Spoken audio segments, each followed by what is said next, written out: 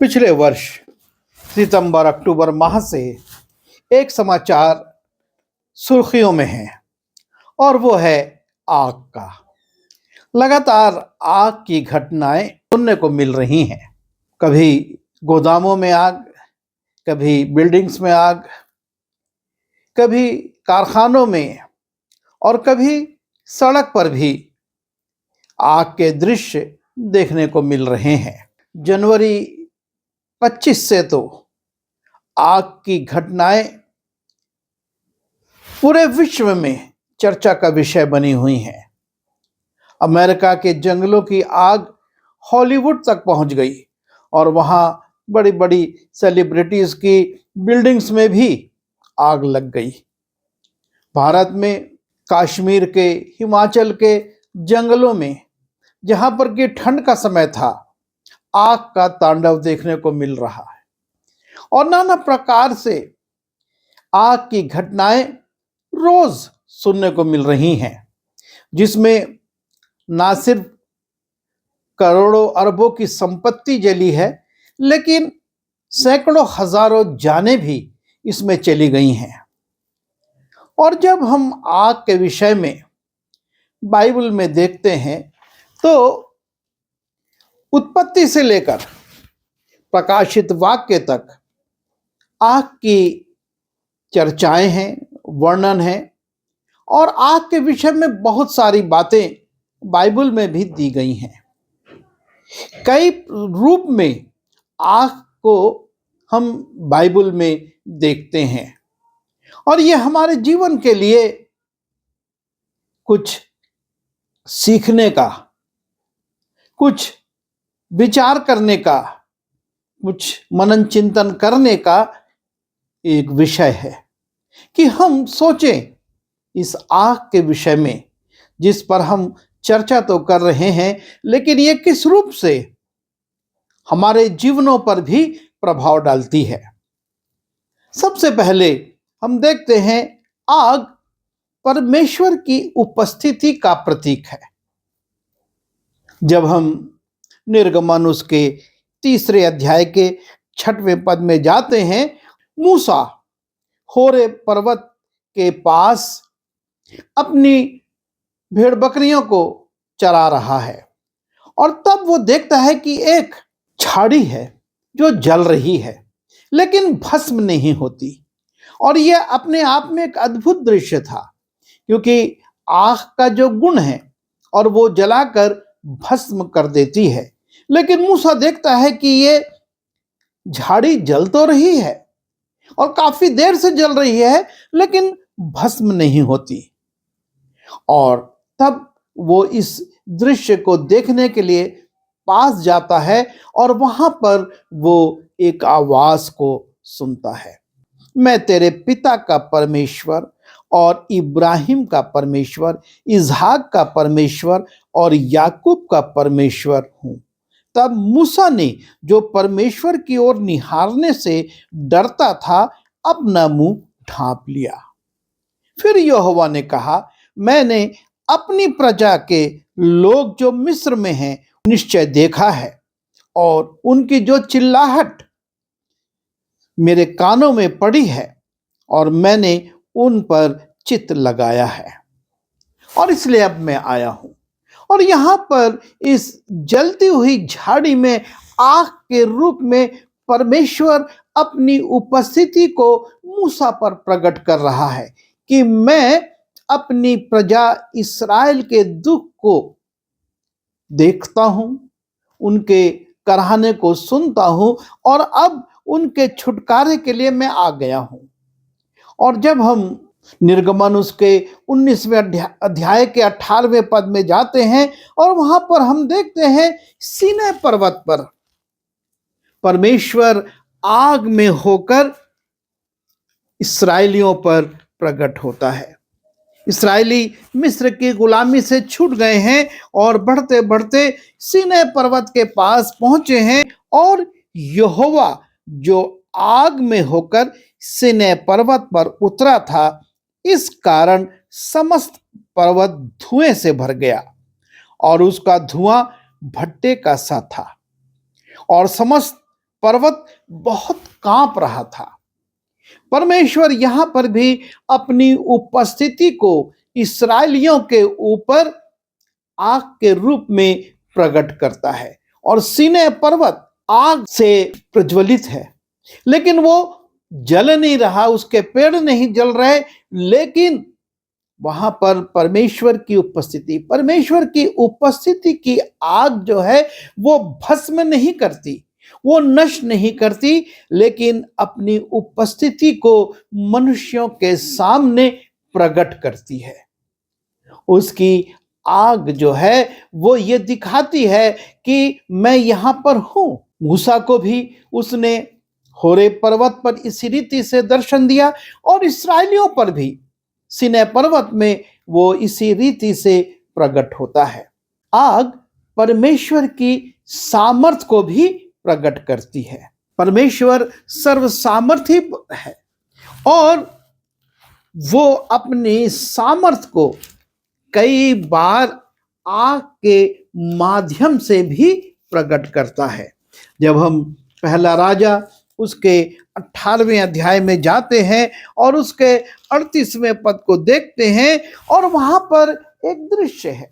बाल के पुजारी जो लगभग 450 की संख्या में हैं, उनको एलिया चुनौती देता है कि यदि बाल सच्चा देवता है, सामर्थी देवता है, तो तुम एक वेदी बनाओ, उस पर बलिदान चढ़ाओ, लेकिन उस बलिदान को आग मत लगाना।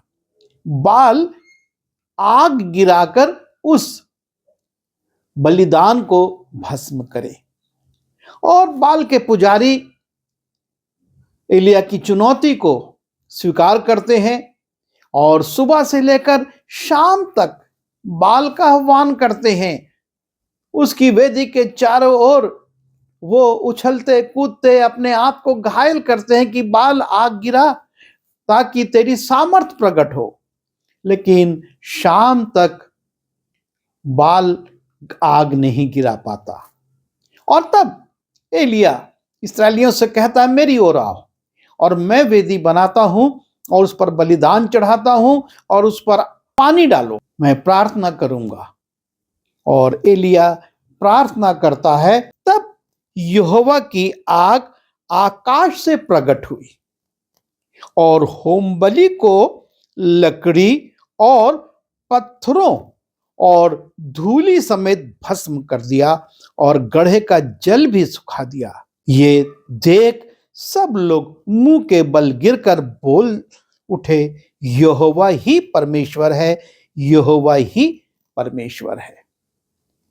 परमेश्वर ने अपनी सामर्थ को इस रीति से प्रकट किया। बाल आग नहीं गिरा सका क्योंकि वो मानव निर्मित देवता था, लेकिन यहोवा परमेश्वर, जब एलिया प्रार्थना करता है, आग गिरती है। और ना सिर्फ जो वेदी पर पशु चढ़ा था उसको, वेदी की लकड़ी को, लेकिन लिखा है पत्थरों और धूली समेत सब कुछ भस्म कर दिया। यहां तक कि जो पानी डाला गया था वेदी के ऊपर, भेंट के ऊपर, वो भी जो गड्ढे में था सूख गया। यह है परमेश्वर की सामर्थ जो कि आग के रूप में प्रकट होती है। जब हम दूसरा राजा उसके पहले अध्याय के 9वें और 10वें पद को देखते हैं, और वहां पर राजा येहू का उल्लेख है। और राजा येहू पत्नी को दूसरे देवताओं के पास ये पूछने के लिए कि मैं बचूंगा कि नहीं भेजता है, और रास्ते में एलिया मिलता है और एलिया उस स्त्री से कहता है कि येहू से कह कि वो निश्चय मर जाएगा।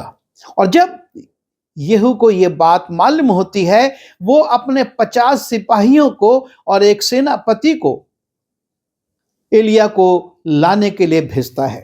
तब उसने उसके पास 50 सिपाहियों के एक प्रधान को उसके 50 सिपाहियों समेत भेजा।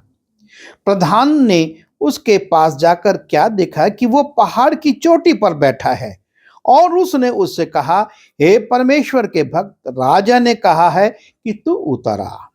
एलिय्याह ने उस 50 सिपाहियों के प्रधान से कहा, यदि मैं परमेश्वर का भक्त हूं तो आकाश से आग गिरकर तुझे तेरे 50 जवानों समेत भस्म कर डाले।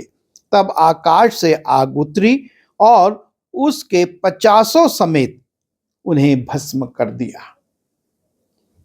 परमेश्वर की आग यहां पर भी प्रकट होती है, उसकी सामर्थ कि परमेश्वर कितना सामर्थी है। और जब उसके दास एलिय्याह से ये सेनापति कहता है कि तू उतर, राजा के पास तुझे ले जाना है, और परमेश्वर उसके 50 सिपाहियों समेत सेनापति को भस्म कर देता है। और आगे फिर से यहू 50 सैनिकों और उनके सेनापति को पुनः भेजता है, और वो भी जाते हैं। और 11वें 12वें पद में लिखा है, फिर राजा ने उसके पास 50 सिपाहियों के एक और प्रधान को 50 सिपाहियों समेत भेज दिया। प्रधान ने उससे कहा, हे परमेश्वर के भक्त, राजा ने कहा है कि फुर्ती से तू उतर आ। एलिय्याह ने उत्तर देकर उनसे कहा, यदि मैं परमेश्वर का भक्त हूं तो आकाश से आग गिरकर तुझे और तेरे 50 समेत भस्म कर डाले। तब आकाश से परमेश्वर की आग उतरी और उसके 50 समेत भस्म कर दिया। यह है परमेश्वर की सामर्थ जो कि आग के रूप में प्रकट होती है। राजा एलिय्याह को बुलवाता है और एलिय्याह कहता है कि परमेश्वर की सामर्थ से ये शत्रु नष्ट हो जाएं, ये लोग नष्ट हो जाएं, और परमेश्वर की आग उनको भस्म कर देती है। आगे हम दानियल उसके 3 अध्याय के 25वें पद में देखते हैं कि यहां पर आग परमेश्वर की सामर्थ के सामने अपनी सामर्थ को खत्म कर देती है। परमेश्वर के दास शद्रक, मेशक, ओबेदनगो राजा नबूकदनेस्सर की आज्ञा से आग के भट्टे में डलवाए जाते हैं, क्योंकि उन्होंने राजा की बनाई हुई सोने की मूर्ति के सामने सिर नहीं झुकाया था, उसको दंडवत नहीं किया था, और राजा अत्यधिक क्रोधित हो गया। और आग इतनी ज्यादा बढ़ा दी गई कि जिन लोगों ने शद्रक, मेशक, ओबेदनगो को उस भट्टे में फेंका, वो उसकी तपिश से जलकर मर गए। लेकिन राजा नबूकदनेस्सर देखता है कि आग के भट्टे में 4 लोग बड़ी स्वतंत्रता के साथ आजादी से घूम रहे हैं, और वो घबरा जाता है। अपने साथ बैठे हुए लोगों से कहता है, हमने 3 लोगों को भट्टे में डाला था और अब मैं 4 को देखता हूं, और उनकी कुछ हानि नहीं हुई है, वो आग में घूम रहे हैं। आग जिसका गुण है, जिसका स्वभाव है कि वो भस्म करती है, उस आग को परमेश्वर अपनी सामर्थ से सामर्थ विहीन कर देता है, शक्ति विहीन कर देता है, और आग परमेश्वर के सेवकों को भस्म नहीं कर पाती है। राजा उनको बाहर बुलवाता है, देखता है और पाता है कि जलने का कोई चिन्ह उनमें नहीं है, उनके पैर के मोजे तक नहीं झुलसे हैं। और वहां पर परमेश्वर की उपस्थिति को भी राजा देखता है। मैं देखता हूं कि जो चौथा मनुष्य है वो परमेश्वर के पुत्र के समान है। यह है परमेश्वर की सामर्थ जो आग पर प्रकट होती है। प्रेरितों के काम उसके 2 अध्याय के 3 और 4 पद में प्रभु यीशु मसीह ने अपने चेलों से कहा था, जब तक तुम सामर्थ नहीं पाओगे तुम यरूशलेम मत छोड़ना। और पिंतेकुस्त के दिन चेले प्रार्थना कर रहे हैं।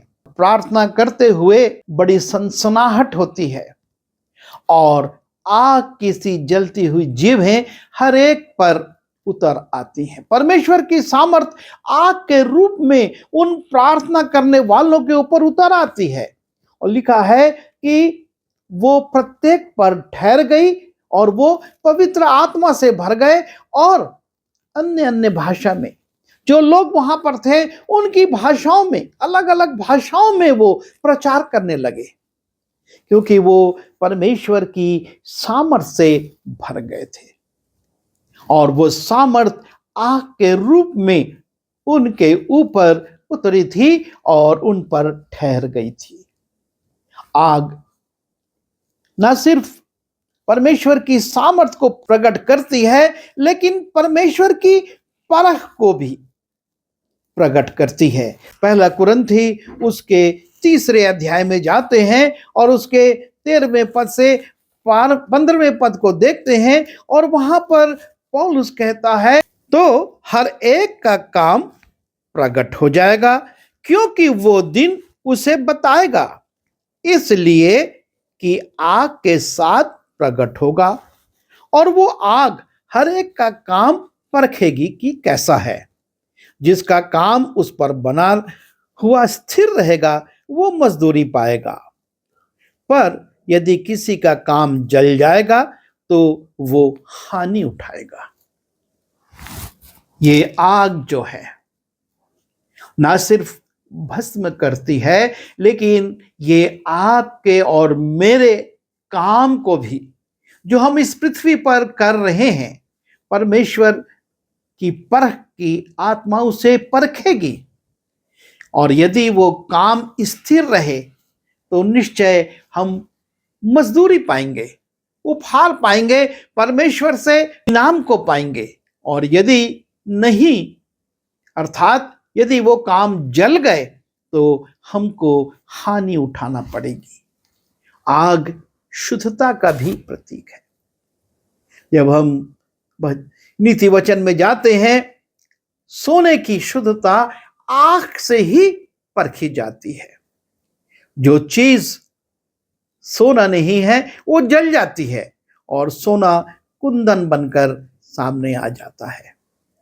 हम अपने जीवनों पर विचार करें, क्योंकि ये आग ना सिर्फ परमेश्वर की उपस्थिति को प्रकट करती है, परमेश्वर के सामर्थ को प्रकट करती है, परमेश्वर की परख को प्रकट करती है, लेकिन ये आग परमेश्वर के क्रोध को भी प्रकट करती है।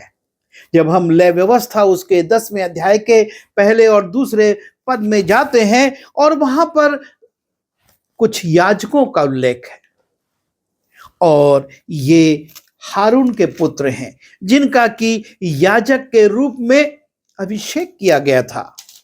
और जब ये परमेश्वर की उपस्थिति को देखते हैं तो अपने पात्रों में वो धूप लेकर परमेश्वर को आरती देते हैं और परमेश्वर ने इस प्रकार की आराधना का आदेश नहीं दिया था।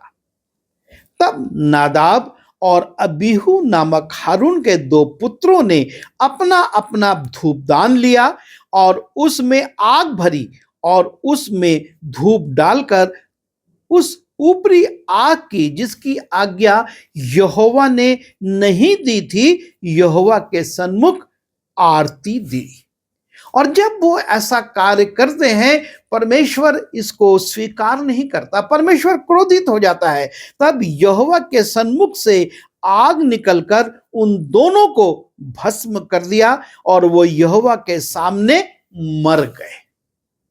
परमेश्वर का क्रोध भड़क गया और परमेश्वर का क्रोध नादाब और अबीहू पर आग के रूप में प्रकट होता है।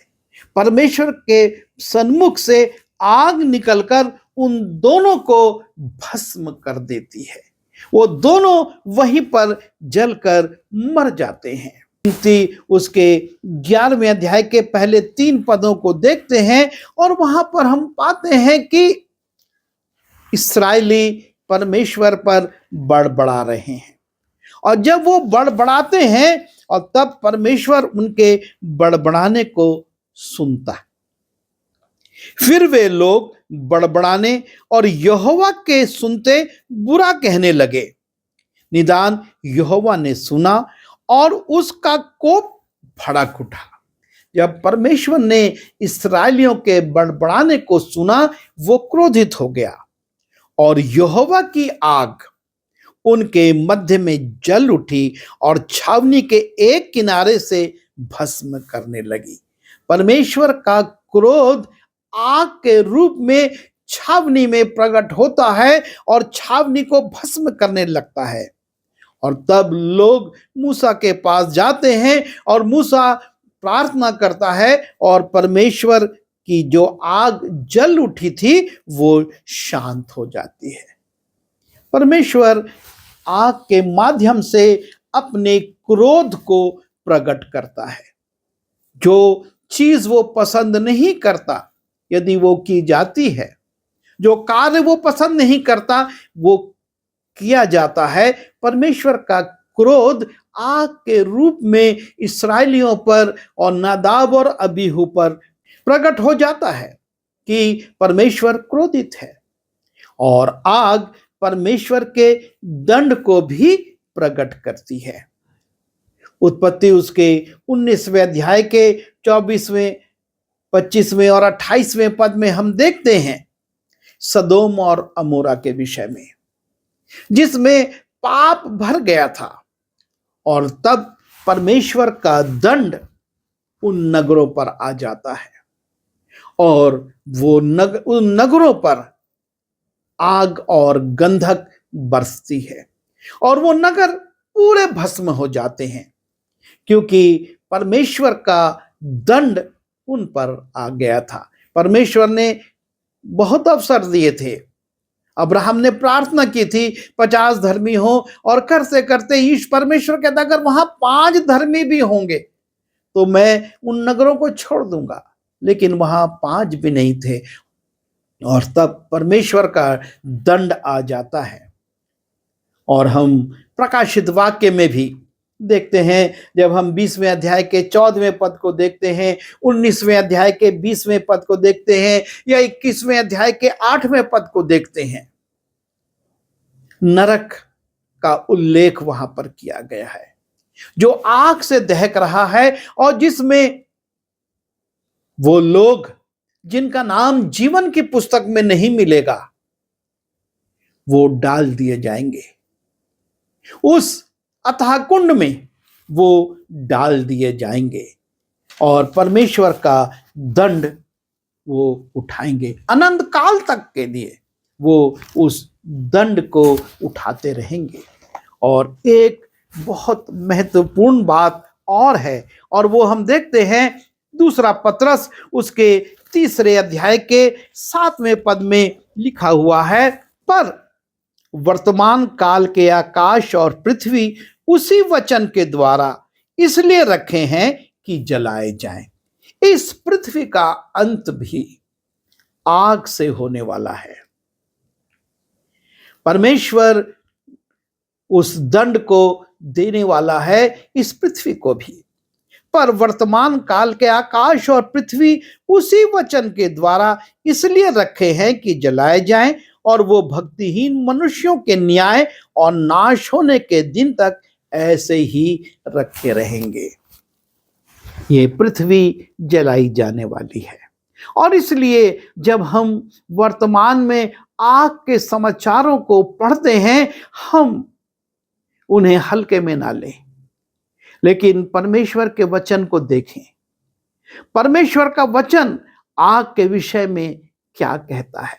ना सिर्फ आग परमेश्वर की उपस्थिति को दर्शाती है, उसकी सामर्थ को दर्शाती है, उसके न्याय को भी दर्शाती है, दंड को भी दर्शाती है कि परमेश्वर इस आग के द्वारा उन मनुष्यों को जो कि उसकी इच्छा के अनुसार नहीं चल रहे हैं, जो उसकी आज्ञाओं का पालन नहीं कर रहे हैं, उस अनंत आग में डाले जाएंगे और इस आकाश और पृथ्वी का अंत भी जलाया जाना है।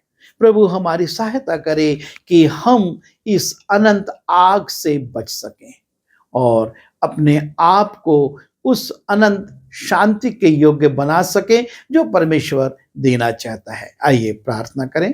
प्रभु जी, हम वर्तमान समय को जब देखते हैं, हम पाते हैं कि जगह जगह आग के तांडव हो रहे हैं और ये हमको एक प्रतीक के रूप में बताते हैं कि आग कितनी भयानक और पीड़ादायक और नाश करने वाली है। प्रभु, हमारा निवेदन है कि इस आग से हम बचे और अपने जीवन में वो कार्य करें जो कि आप चाहते हैं, ताकि हम उस अनंत दंड में ना जाएं, लेकिन आपकी उपस्थिति में आपके साथ रहने वाले हो सके। विनती यीशु के नाम से मांगते हैं, आमीन।